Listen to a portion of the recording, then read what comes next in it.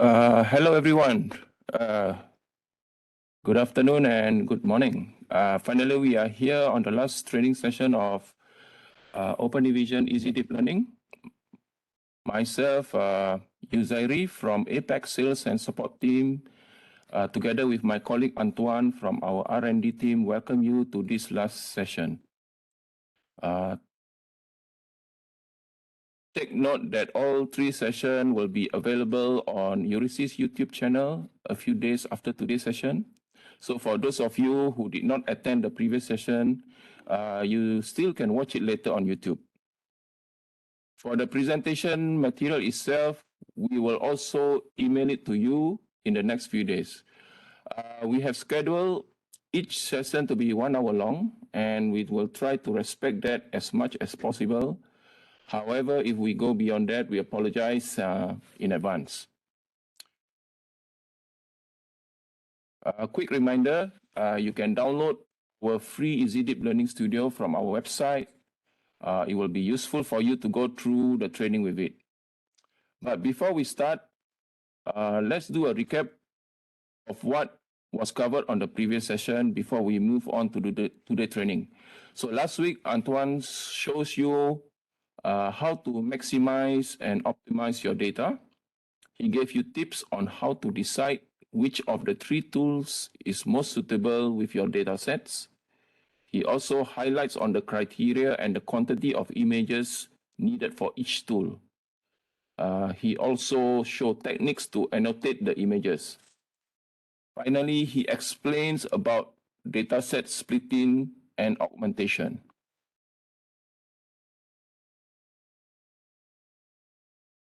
We will now answer some questions raised from last week.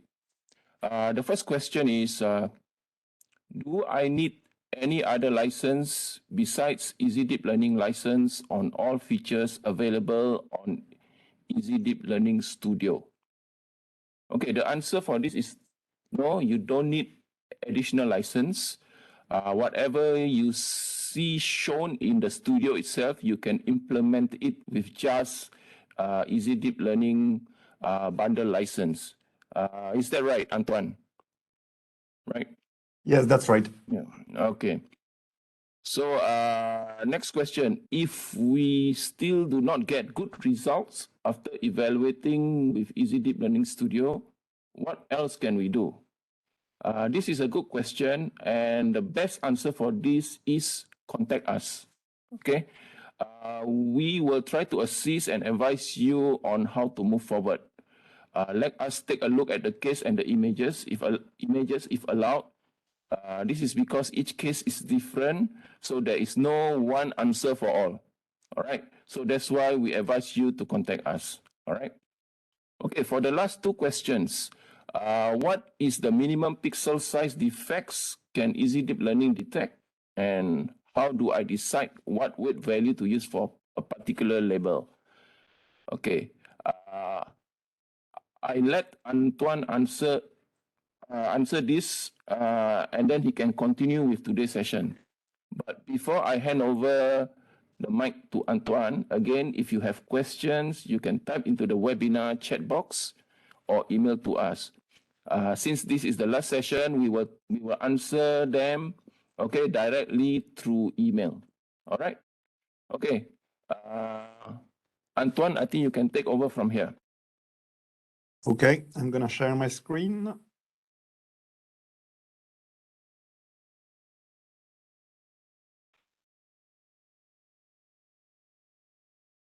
Okay. So for the question about the minimum pixel size defect that Easy Deep Learning can detect, well, for EasyClassify and EasySegment, there is no true minimal pixel size defect, but I would advise a defect of at least 16 pixel wide. And for EasyLocate, we only detect objects that are at least 16 by 16 pixels wide.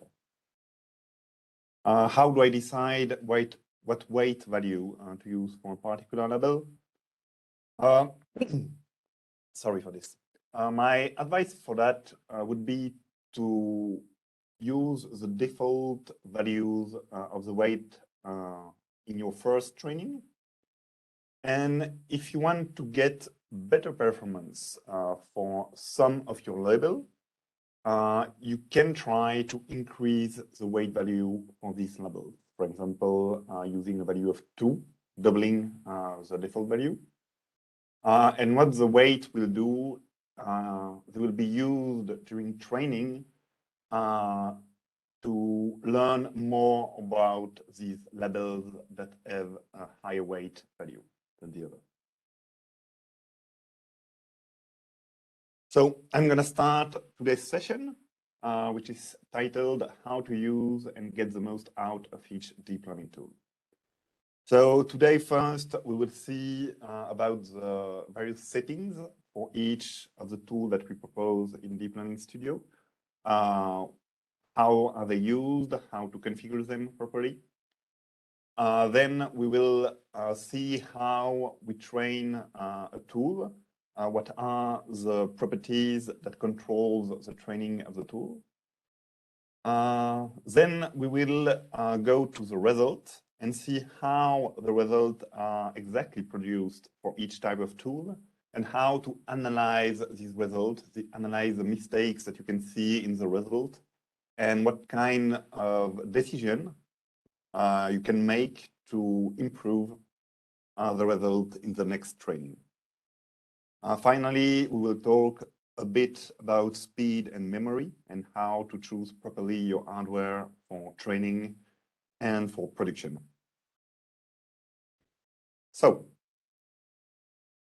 to create, train, configure your tool, all of that is within the Tools tab of Deep Learning Studio. It is the first tab. So we have on the left the tool list. And then when you select a tool in the list, it will show you various smaller windows. So on the top left, we have the tool properties, then dataset split. On the top right, we have various training settings, and it is from here that we can launch a new training. And at the bottom of the screen, we have a graph that will show the progression and the evolution of the training. So if we look at the tool list, we can see that we have 4 buttons on the top of the list. So the first one is to add a new untrained tool. So as you can see, the second tool here, it is said not trained. So it is a tool that we have just added using the button add. And the first tool is marked as already trained for 100 iteration. We have also the import button that allow you to import a tool trained with the API or with an older version of Deep Learning Studio or trained on another computer, for example. The export tool is quite important because you need to use the export feature to export the tool to be able to use it with the API in your production environment. Then you can also remove the tools for which you are not satisfied with the result, for example. It's always helpful. So the next step is to configure a tool. So as I said, it's in the top left window. So the settings for each tool are different. However, the settings for EasySegment supervised and EasySegment unsupervised are nearly the same. And we have one setting, which is called the capacity, which is the same for all the tools.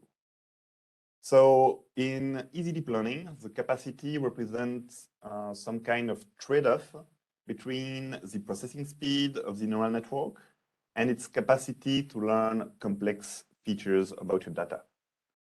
So we have 3 possible values: small, normal, and large. And the default value is the normal capacity. So, for example, a small capacity will be faster, the processing speed will be higher. However, on average, a smaller capacity will have worse results than a normal or large capacity. So for this, my advice would be to always try the normal capacity first. And if you are happy with the result of the normal capacity, then you can try the small capacity, try to improve the processing speed. And if you want to improve your results, then you can try the large capacity. So now we will look at the properties for each specific tool. Let's start with EasyClassify. So we have the capacity that we've just talked about. We have the use pre-train model option, the compute, the heat map option, and then various options that control the size and type of the image. So we can set a specific width and height for the input images and choose to process the image in color or grayscale. We can also optionally apply an histogram equalization to all the input images. So I will talk a little bit more about the use pre-trained model and compute the heat map option. So what is a pre-trained model or network? So basically, instead of initializing the neural network at 0 or at random at the start of the training, when we activate the use pre-trained model, we will initialize the neural network with the result of a training on a very large and complex dataset of over 1 million images that we have done here at Euresys. And the goal of that is, there's two goals for that. The first one, you will get result quicker. So you will obtain very good result on your data faster than if this option was not activated.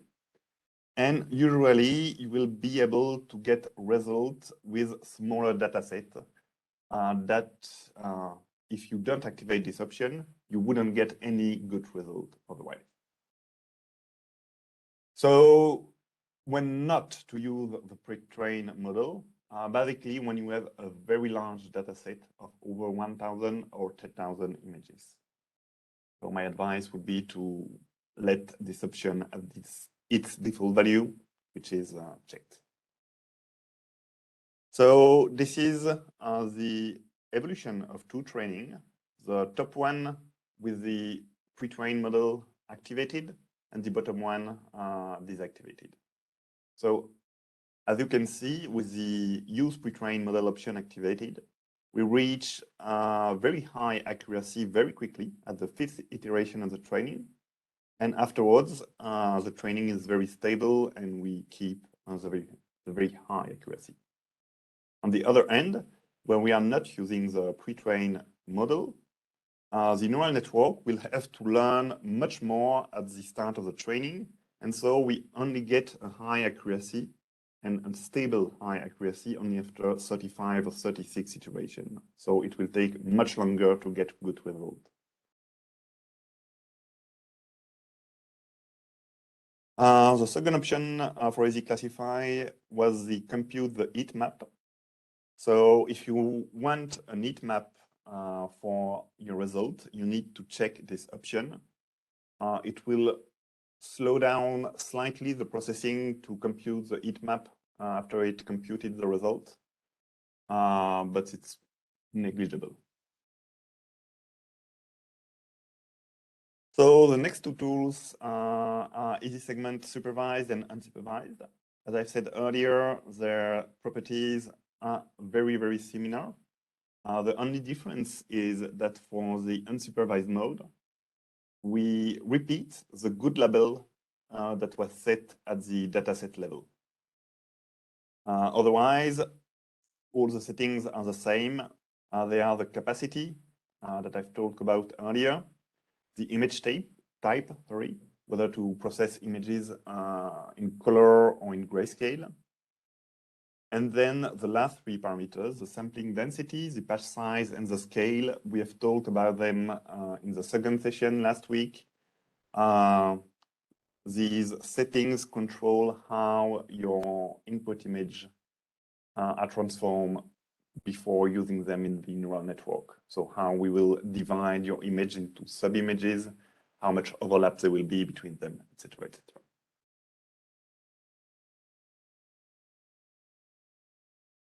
Now let's look at the EasyLocate properties. So we have four main properties, which are the capacity, the image type, width and height of the image. And then we have also 4 advanced properties, which are the anchors, the maximum number of objects, which is pretty self-explanatory. So it is the maximum number of objects that we want to detect in a single image. And as you can see on the right of this setting, we have the value of this parameter from the dataset.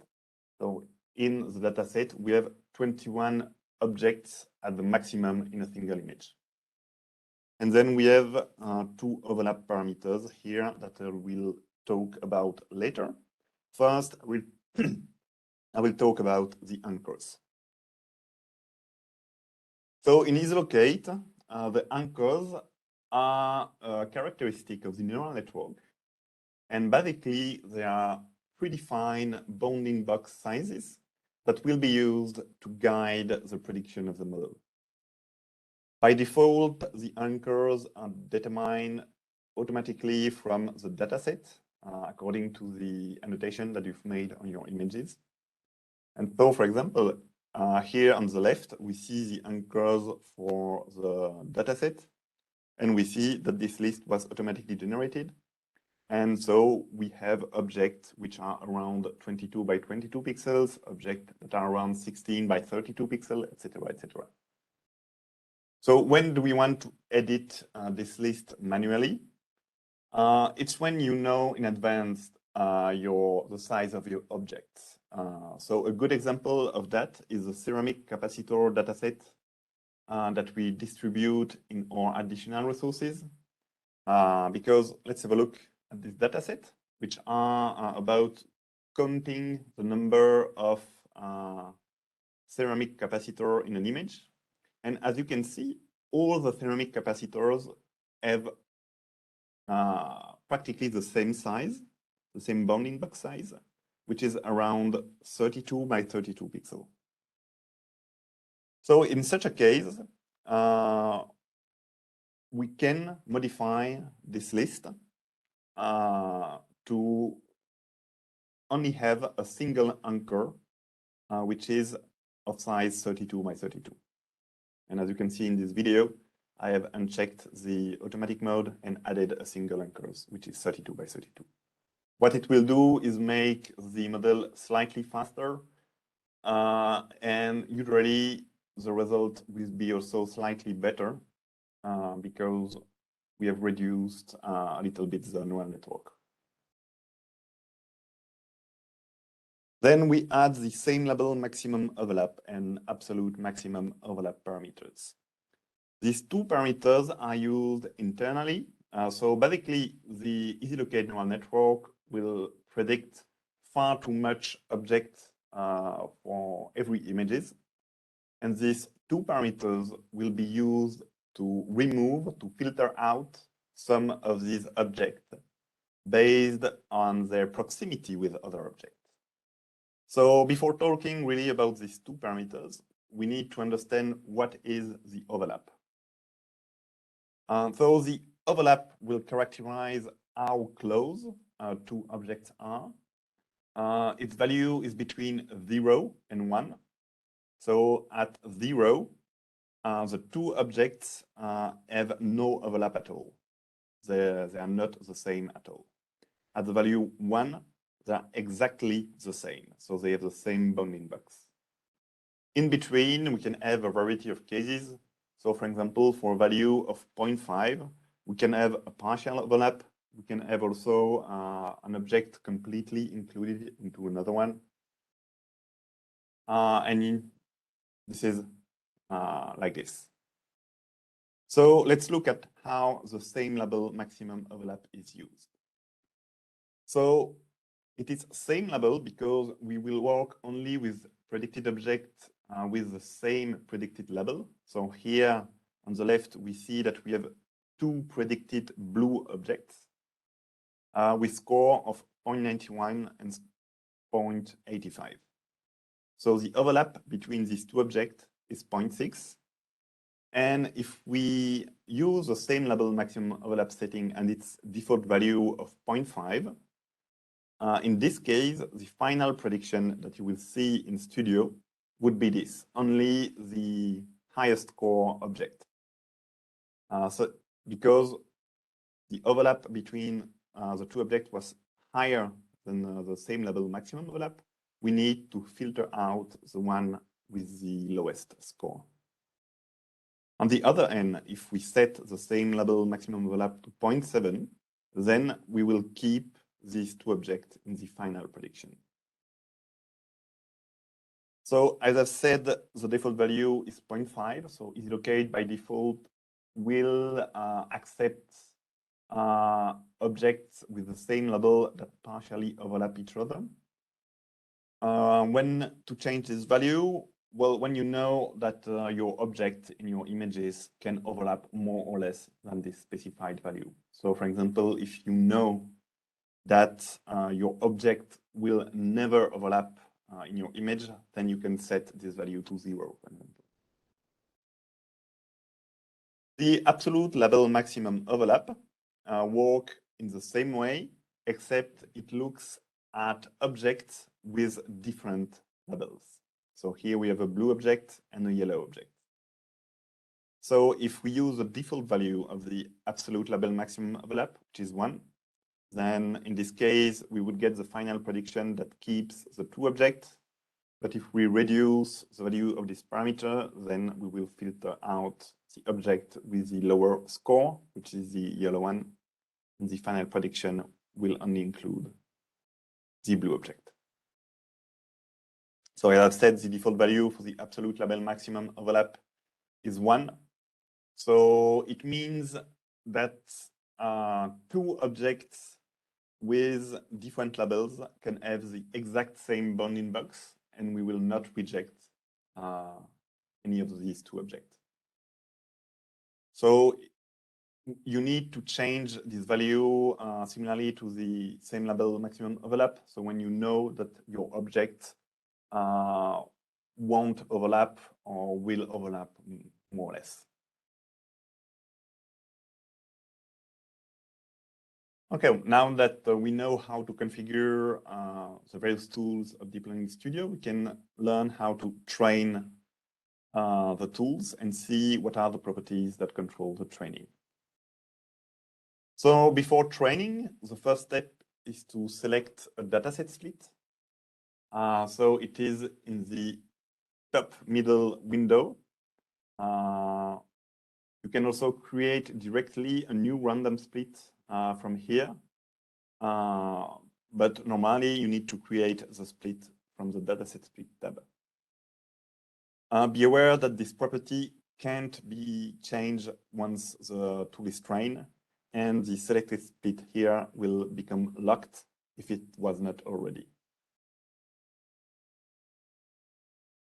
To launch a training, you need to set the number of iterations that you want to train for. You need to select the data augmentation settings to apply for this training session. And then there is two advanced parameters that I will talk about just after that, which are the batch size and deterministic training. But first, I will talk about the number of iterations. So in Deep Learning Studio and Easy Deep Learning, one iteration means updating the neural network once with each of the training images. So we'll process the entire dataset once for each iteration of the training. So my advice with this setting is to use more iteration with smaller datasets. Since there is less image in smaller dataset, you need to use more iteration to reach the same level of training. Also, the EasyLocate and EasySegment supervised tool will usually require more iteration than EasyClassify to produce good results. So first, let's talk about the batch size parameter. So the batch size represents how many images will be processed together to update the neural network. So it is how many images we will send to the GPU together to be processed on the GPU. This parameter will mainly influence the speed of the training, but it also influences the result a bit. The default value of the batch size is to optimize its value with respect to the available memory to maximize the training speed. When do you want to change the batch size value? For example, if you get a memory error when you try to train with the optimize setting, then you can uncheck the batch size here and try to set manually a small value and train again. It might solve the memory error. Also, when you want to make sure that the batch size will not change, to ensure that the next option, the deterministic training option, work as intended. So let's talk about the deterministic training option. So these options allow you to get repeatable training. So it means that if you create two tools, you select the same settings for the tool, the same dataset split, the same training settings, so number of iteration, determination settings, check the deterministic training for the two tools and select the same seed, then you will have the exact same result. If any of those things is different in the two tools, then the result will be different. The downside of this option is that it will be slightly slower than a non-deterministic training. It is because if you want to get repeatable training, we need to change the algorithms that I use inside of EasyDeepLearning to make sure that the results are repeatable, and it will be slightly slower. So now we train a tool, and we can go to the next tab and try to see the result and analyze the result and try to improve the data set or see what kind of action we can take to improve our result. So as I said, we need to go to the validation and result tab. In this tab, at the top left, you can select the tool for which you want to see the result. You can also refresh the result by clicking on the small refresh icon. And you can also select the part of the dataset for which you want to see the result. So it can be all the images or only the training, validation, or test images. Then we will display various metrics, so numbers that characterize the performance of the tool. And usually there will also be confusion matrices or result tables that you can use to filter the image list. Also, the metrics and tables will be different for each of the tools. But as I said, usually all the tools will have a confusion matrix or result table, and you will be able to filter out images in the list here by clicking in these confusion matrix. So in this case, for example, for EasyClassify, the columns represent the ground truth labels of the image, and the rows correspond to the predicted labels. So for example, if we take the top left cell, it means that we have 251 images whose ground truth was good and prediction was also good. So we have 251 images here that are correctly classified. If we look, for example, here at the top right of the confusion matrix, it means that we have one images whose ground truth was broken, so one broken images that was predicted as good. So it is a mistake by the neural network. So how do we use this kind of confusion matrix or result tables? Well, there is mainly 3 ways that you can use these tables. First is to try and identify potential issues with the label or dataset. So for example, if you see that the model make a lot of mistakes between two of your labels, it may mean that these two labels are too close to each other. Their definition is overlapping, and the neural network has a hard time to differentiate between the two labels. In this case, what you can do, for example, is to try to create a new project, redefine your set of labels, and re-annotate your dataset and retrain. You can also try to improve the quality of your image. Anything is possible. The second thing you can do with the confusion matrix is to try to identify misannotation, mislabeled images. So you can look at where the model has made mistakes, and you can ask yourself, was this ground truth annotation for this image correct or not? Do I need to change it or not? The third thing you can do with the confusion matrix is to try to look at the type of images where the model makes mistakes. Using that, you can try to increase the amount of images of that type and train again. We'll see some example later on. So on the other end, the metrics, so all these numbers, will be used to compare the results between different tools and the result between the different splits, so the training, validation, and test splits. So it will allow you to find out the parameters, data augmentation settings, dataset split, etc., that will give the best results for your application. Also, by comparing these metrics between different splits, you can find out when overfitting happens.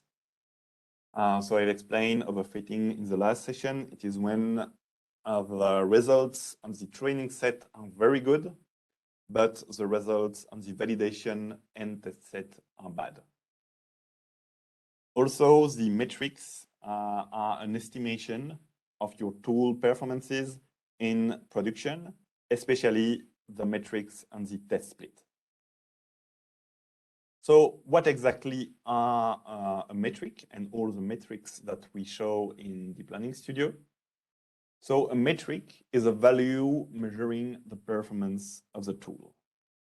So when I say measuring, I mean that the value will be computed by comparing the ground truth annotation of the image and the predicted value. Then we will average all these comparisons to produce a performance indicator, a value. And so the performance corresponds to how well the tool will perform on a given criteria. And this is why there exist plenty of metrics in DeepLearning Studio, is because we want to evaluate and interpret the result according to various criteria in different ways. And so we have plenty of metrics. I will not go over each of the metrics that we show in DeepLearning Studio because it would take too much time. So my advice here would be to look at the inline help of DeepLearning Studio. As you can see, we have put some information icons next to each of the metric that describe what are these specific metrics.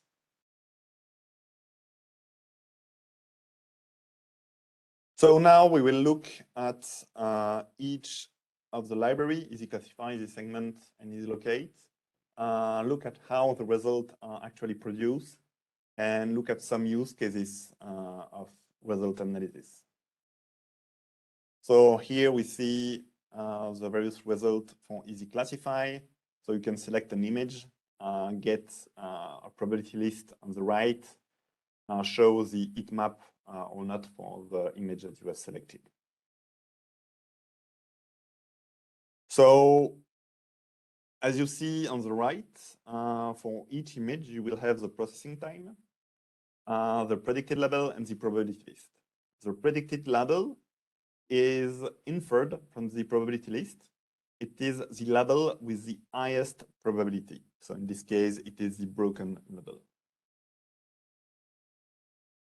So now let's have a look at a case of mislabeling. So here, as you can see, we have one mistake in the model. It is one bad image that is predicted as good. What we can do is filter out the image list to look at this image. And then we can ask ourselves, was our initial decision to annotate this image as bad correct, or do we need to change it? Well, in this case, it's kind of in-between image, and here we decide to change the ground truth label and to set it to good. What you can see that the metrics and the confusion matrix here are updated directly just after you change the ground truth label.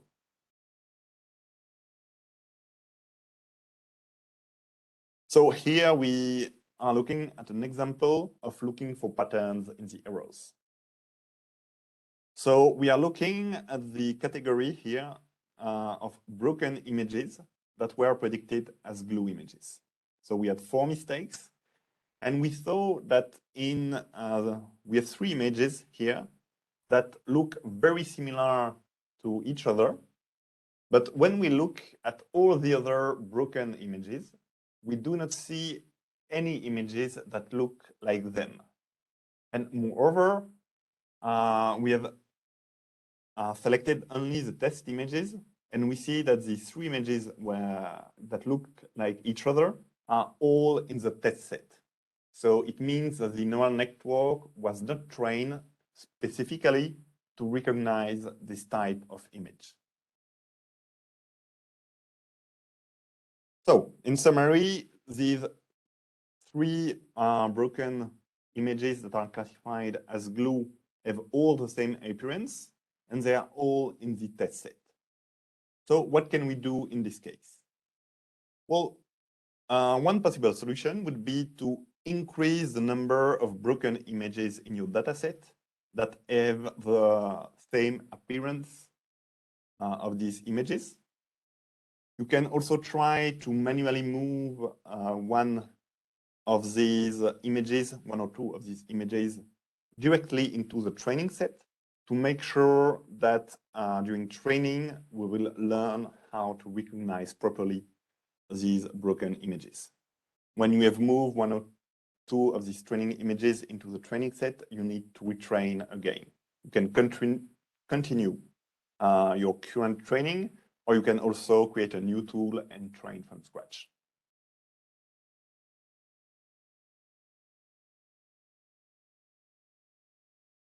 Let's talk about EasySegment unsupervised now.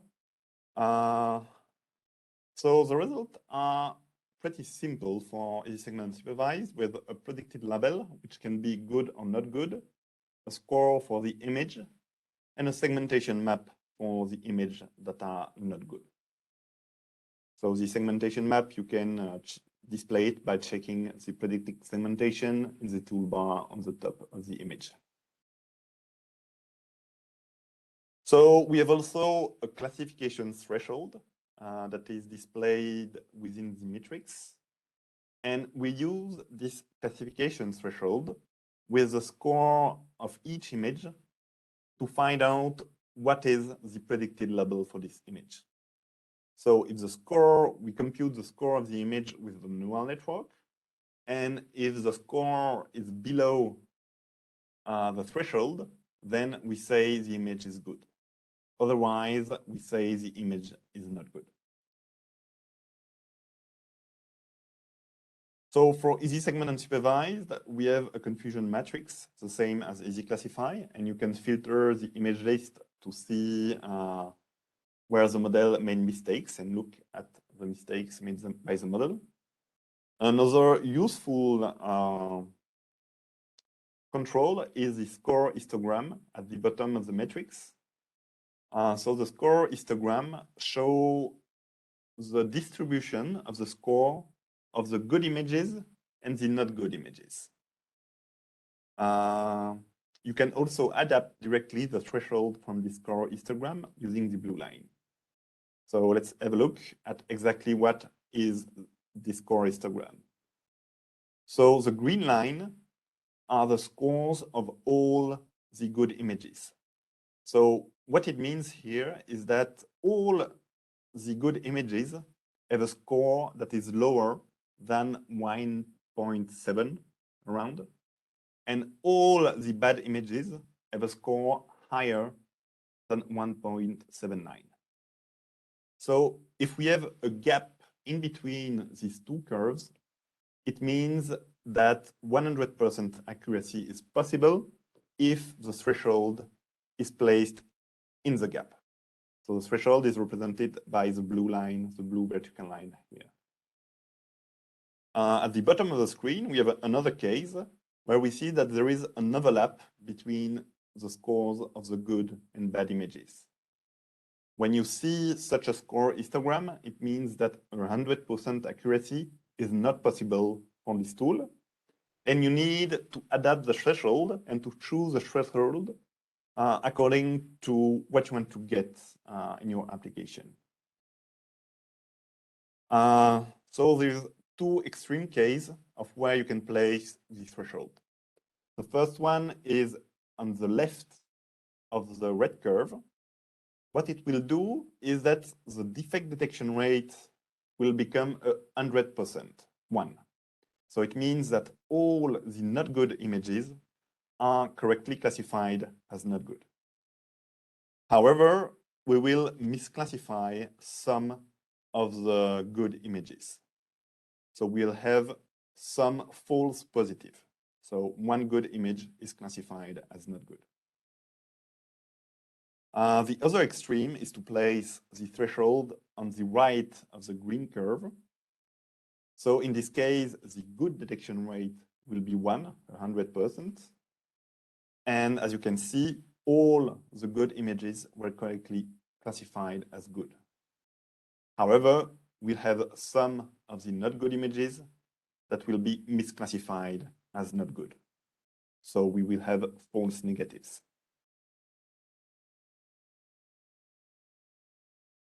Let's have a look at EasySegment supervised now. So as you can see, there are a lot of metrics for EasySegment supervised. We have 3 tabs with pixel-based metrics, blob metrics, and image metrics. So it will really allow you to analyze your result at different levels of precision. Also, when you select an image, you can display the predicted segmentation, the ground truth segmentation below it, and you have on the right a list of the detected blobs. You can also, of course, filter the image list using the various confusion metrics. So how exactly are produced the detected blob list? Basically, we compute the probability for each labels and each pixel in the image. We try to group internally all the pixels into blobs, and then we will compute the maximum probability within each of the blobs. If the maximum probability for this blob is higher than the classification threshold, then the blob will be included in this list here and displayed in the segmentation. Otherwise, we'll remove the blob from the list and from the segmentation. So here we saw that the prediction and the number of predicted blob is 2. We have also the processing time, same as EasyClassify and EasySegment supervised. So in order to filter the image list, you can do that from the blob metrics tab and the image metrics tabs. So you can filter your image according to different level of precision. So also you can see that the confusion metrics for the blob metrics are a bit weird. There is sometimes 2 numbers that are displayed. So let's have a look at exactly what it means. So the number of the left in each cell of the confusion matrix will always refer to the number of ground truth blob in your images, and the number of the right correspond to the number of predicted blobs. So if we look at the top right cells here, it corresponds to cases such as this in the dataset. So images that have a ground truth blob, but the model did not make any prediction at that place. So it is called a false negative. And here we have 20 blobs that were not correctly predicted by the model. In the bottom right cell, it corresponds to these cases. We have here one ground truth blobs that correspond to two predicted blobs. This is why these two numbers may be different. It's because the number of the left corresponds to the ground truth, the number of ground truth blob, as the number of the right corresponds to the number of predicted blobs. These are true positives. And in the bottom left cell here, it corresponds to cases such as these. So no ground truth blob, no defect at that position, but the model predicted one blob here. So here in the confusion matrix, it means that we have 7 false positive, 7 blobs predicted that do not match against any ground truth.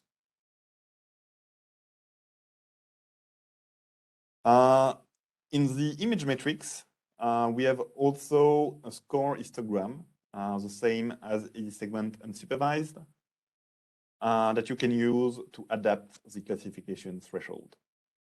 If there is a gap between the green and red curve, it means that 100% accuracy is possible at the image level.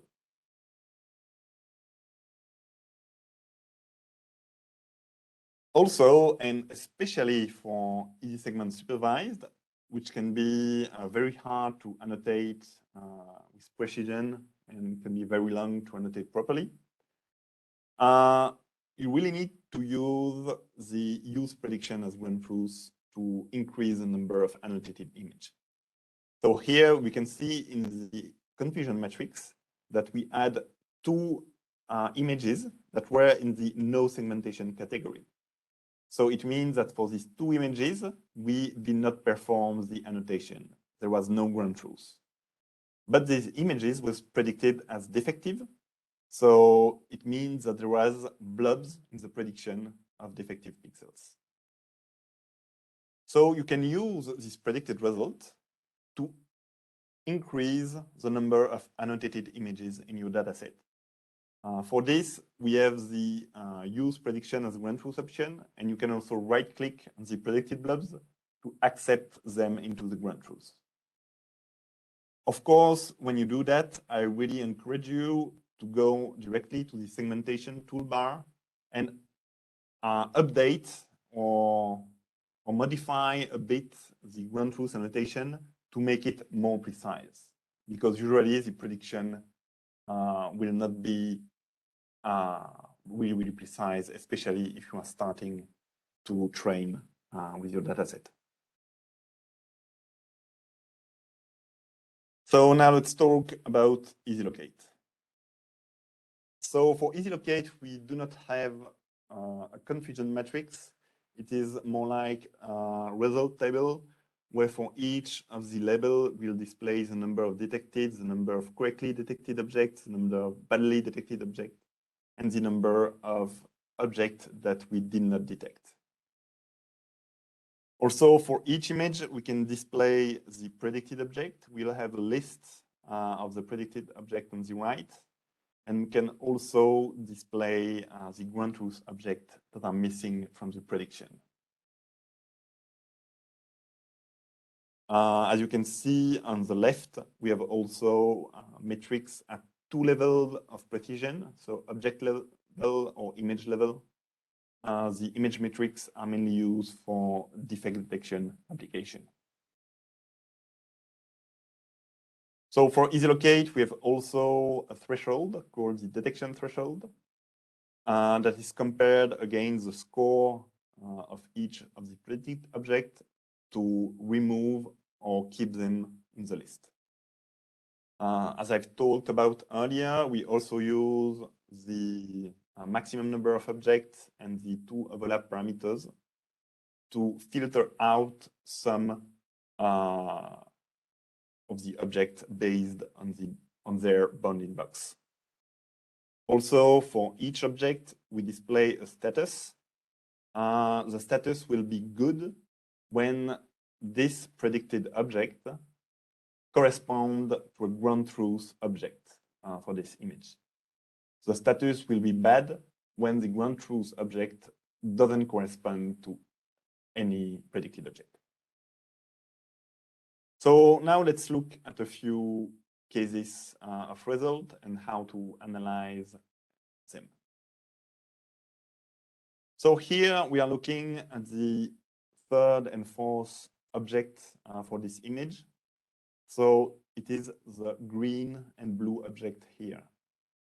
So these two objects have nearly identical bounding boxes. It is because the absolute max overlap parameters is set at its default value of 1. So we do not reject any of those two objectives because they do not have the same label. And here in the list, you can see that the third object is bad. It is because the ground truth object here is C3, and so it is the C3 object that is good here. So the possible actions when you see this kind of result for your tool, one action would be to diminish the absolute max overlap parameters. It will make one of these two objects be removed from the list. Or another action would be to add transistor or C3 object to your dataset and train again to improve the capacity of the training to learn about the C3 and transistors object. So let's have a look at another case. Here we are looking at the fourth object. So it is this object, the C1. This object is considered bad because it has the wrong label. So the correct prediction should be C2. So in this case, there is three possible actions. One would be to increase the number of C1 and C2 objects in your dataset and train again, in the hope that we will learn more about how to differentiate the C1 and C2 label.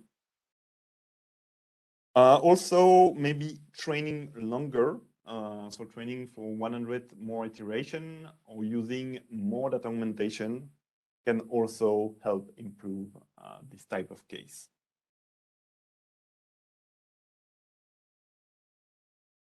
Okay, here we are looking at these two predicted objects. So it is the first and third object. The object 3 is considered bad because it is not matched against any ground truth, even though its bounding box and its label is good. It is because the object 1 was already matched to the ground truth, and it has a higher score than the object 3. So two possible actions here. One would be to increase the threshold. It would make the third object disappear from this list, or reduce the same level maximum overlap parameter to make object 3 also be removed from the list because it is too close from object 1. So as I've said earlier, there was also the missing ground truth objects option that you really need to look at to see what are the objects for which there is no prediction. So it can correspond to no prediction at all. So there is no bounding box found at that place. Or it can also mean that the predicted objects at that place have the wrong label.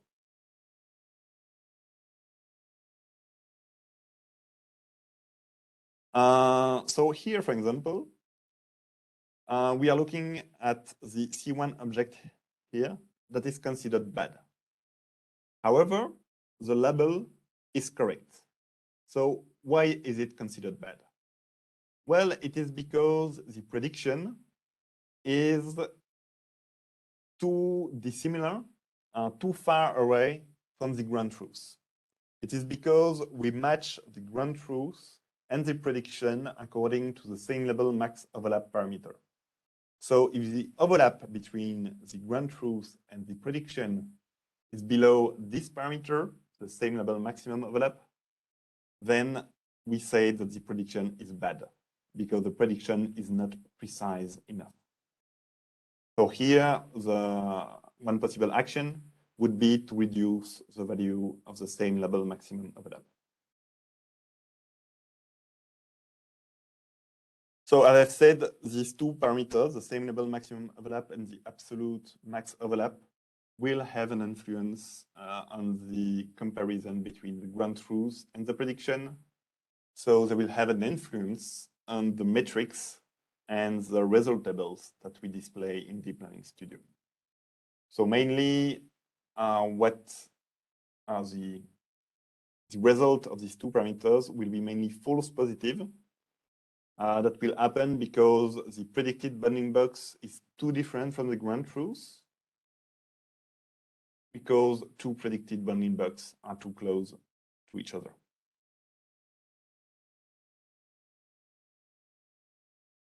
Okay, now I've talked about the analysis of the result, and we'll go on to the final topic for today, which is about speed and memory and how to properly choose your hardware for training and production environment.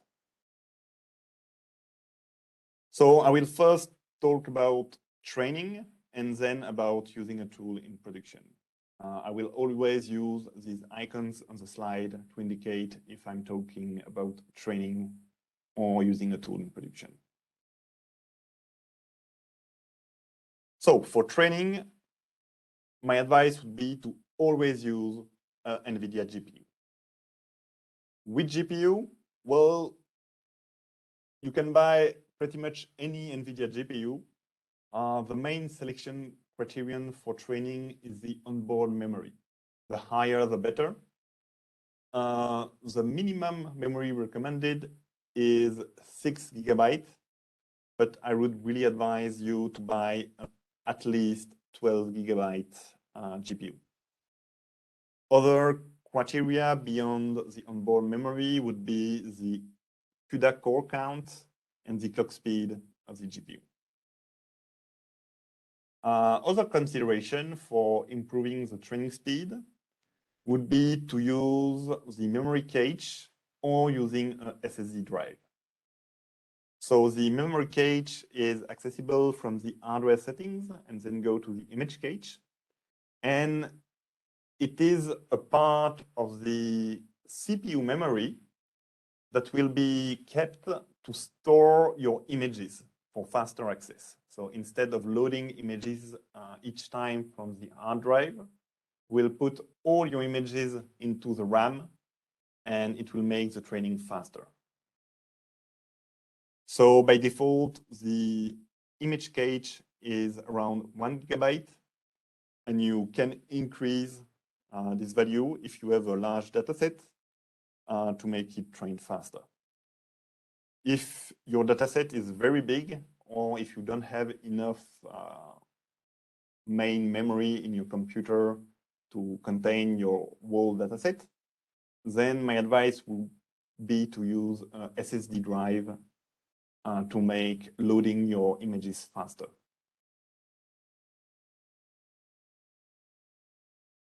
So there is a question of whether to buy a workstation or professional GPU or a gaming GPU. So the workstation professional GPU are the RTX A and 4 numbers, and the gaming GPUs are the RTX 3000 series. So we are talking about workstation versus gaming GPU, mainly about multi-GPU support, the memory speed, and price.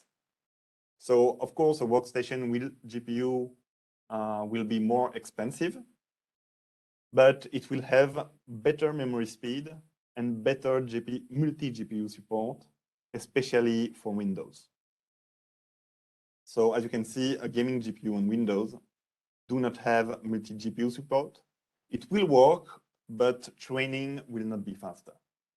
Also, the memory speed will be slightly lower. And of course, the main advantage of the gaming GPU are the price. On Linux, there is no problem with using a gaming GPU. So it supports multi-GPU well. You will get the same memory speed as the workstation GPU, and you still keep the advantage of a low price. So now let's talk about using the tool in production. So for using a tool, whether to use a CPU or a GPU, mainly depends on the performance that you want to get. You can look at the benchmark that we have done and that we provide in the user guide, the documentation of OpenEvision.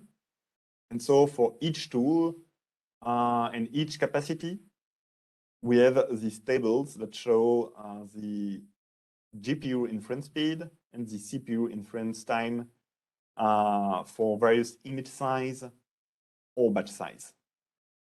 So for example, if we have a 256 by 256 image for an EasyClassify normal capacity, we see that the GPU inference time can be 4 milliseconds, and on CPU, it would be 38 milliseconds.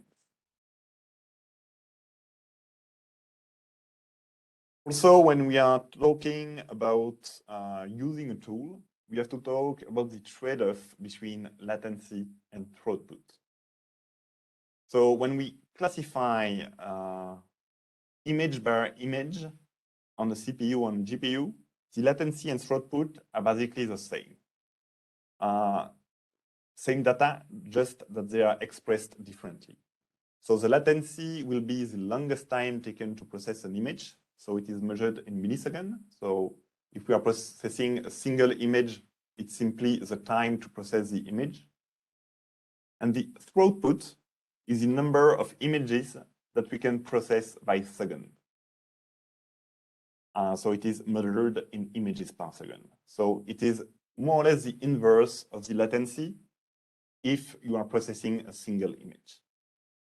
However, if you are doing multi-threading or if you are doing batch processing, then there is a trade-off between the latency and the throughput. So let's have a look at these cases. So on the CPU, you can use multi-threading to increase the speed. There is two ways to do multi-threading. The first way is to use external multi-threading. So with external multi-threading, the threads are controlled from your application. So each thread will work on a single image. You need to load a tool in each of the threads. So it will also require more memory, more computer memory to handle all those tools. And we have a code sample, EasySegment supervised multi-thread inference, that show how to handle the threads in your code. It will mainly improve throughput and decrease the latency a little bit. So for example, if we look at a benchmark for EasyClassify using external multi-threading, so here we have the number of threads, 1, 2, 4, and 8, and the latency and throughput. As you can see, the throughput increases greatly with the number of threads, but the latency, so the time to classify a single image, also increases. So it means that we will have to wait longer to classify a single image, but we will be able to process more images per second. The other way to do multi-threading on the CPU is to use internal multi-threading. So internal multi-threading will be performed within EasyDeepLearning and within a single image. It is controlled using the API call set max number of processing thread, or in the hardware settings, in the CPU settings, you can set this value here. The main advantage of internal multithreading is that it will improve both the latency and throughput. However, the increase in speed will be smaller compared to external multithreading.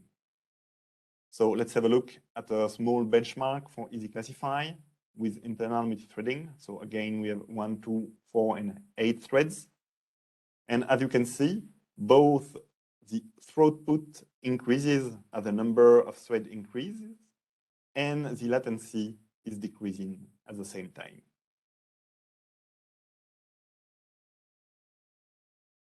On the GPU, the only way to increase the throughput is to use batch processing. So a batch is a set of images that we will send together on the GPU to be processed together. And so what we get in return is also a set of results for each of the images.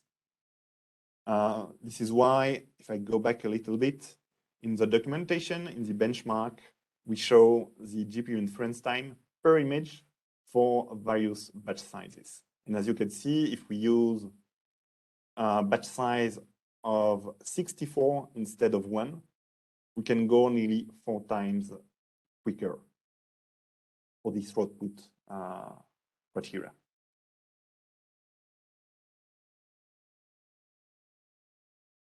If you want to improve both the throughput and latency with the GPU, the only way to do that is to buy a better GPU that will improve also the latency. Also, be aware that multi-threading doesn't work for GPU processing. So my advice would be to only use single thread application for GPU processing. Also, to select a GPU for production, the amount of memory is less important, especially if you don't use batch processing. And in this case, the CUDA core count and clock frequency would be good indicators of the relative speed of the GPU. So for example, if we look at the gaming GPU of NVIDIA, we can look at the NVIDIA core counts and the boost clock.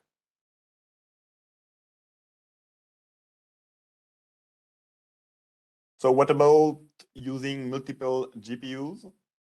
Well, if you have a workstation GPU, for training, it will increase the training speed of your tool. It's always good. And for using a tool, it will increase the throughput, but the latency will not change. So this is the end of today's session. The main takeaways for today is I really encourage you to perform various tests with different tools, different settings, different dataset splits. It will allow you to compare the results between the different tools and see what works best for your data. I really advise you also to use the inline documentation of Deep Learning Studio to understand what are each of the metrics. On the hardware side, always use a GPU to train, otherwise it will be too slow. And for using your tool in production, CPU will be slower than CPU multithreading, that will be slower than GPU, that will be slower than GPU batch processing.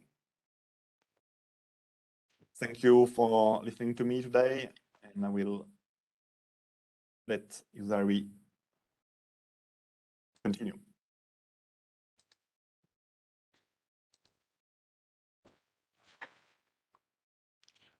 Okay, thank you. Thank you very much, Antoine. And that marks the end of the 3-day session of Easy Deep Learning. I hope it has been useful to all of you, as it has been for me. Remember, all the 3 sessions will be made available on Euresys YouTube channel in the coming days, as well as the presentation materials will be emailed to you too. If you still have questions or feedback from today or previous session, you can contact us via our sales and support email now showing on the screen. Feel free to write to us and we will try to reply to you. You can also feedback to us on which topics you would like us to cover for future training webinar. So please stay tuned for the announcement of our next training session soon. All right. So for now, stay safe and goodbye.